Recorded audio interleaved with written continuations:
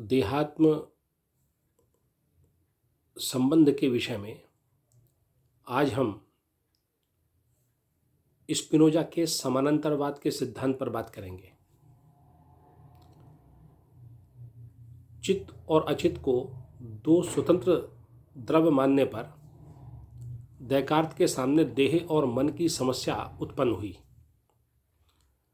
Descartes ने इस संबंध की समस्या का समाधान अपने क्रिया प्रतिक्रियावाद के सिद्धांत के द्वारा करना चाहा।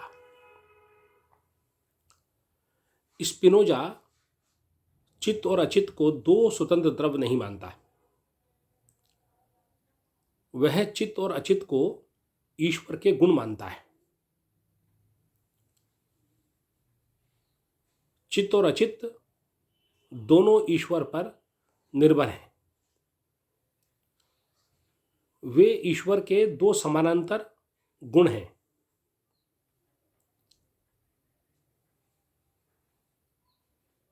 ईश्वर विचार के रूप में मन में अभिव्यक्त होता है और विस्तार के रूप में वस्तुओं में अभिव्यक्त होता है। तो इस रूप में विचार और विस्तार एक हैं, तत्वतः एक हैं, अलग अलग नहीं हैं।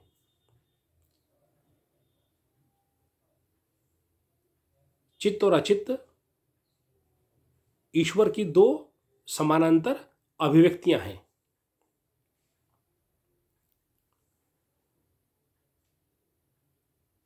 स्पिनोजा कहता है कि मन देह का विचार है और देह मन का विस्तार है। इसको यूं कह सकते हैं कि मन ईश्वर का वैचारिक विकार है और देह ईश्वर का वैस्तारिक विकार है।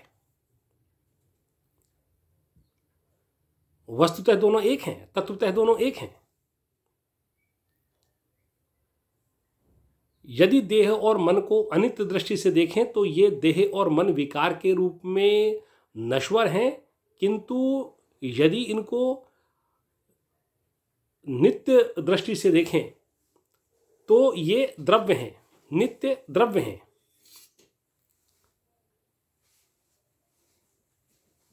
तो स्पिनोजा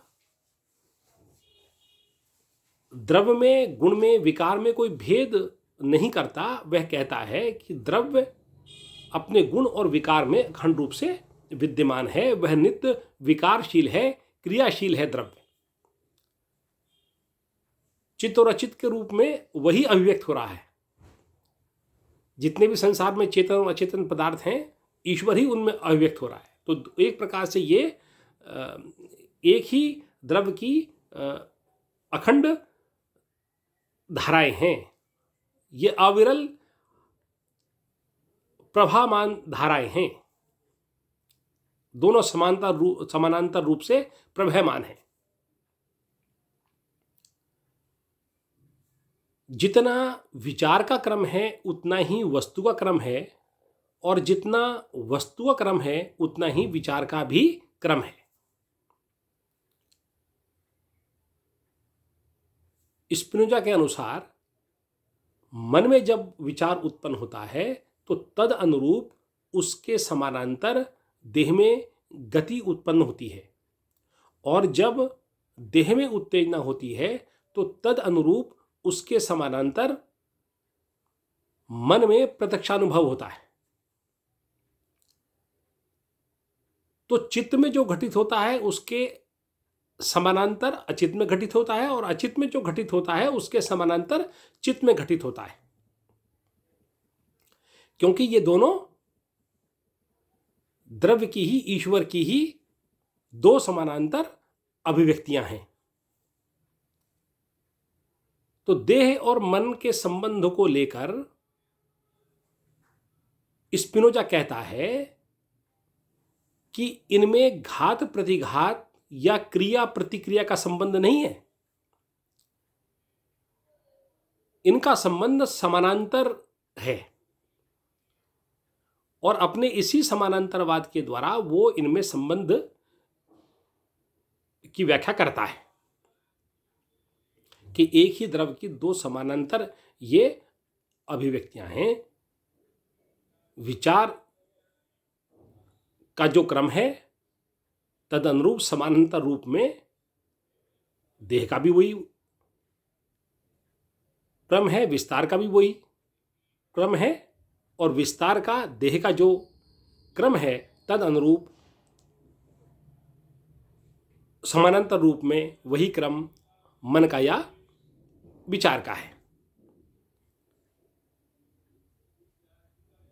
तो देह और मन का संबंध एक प्रकार से समानांतर है। इसी को स्पिनोजा का चित अचित समानांतरवाद कहते हैं। धन्यवाद।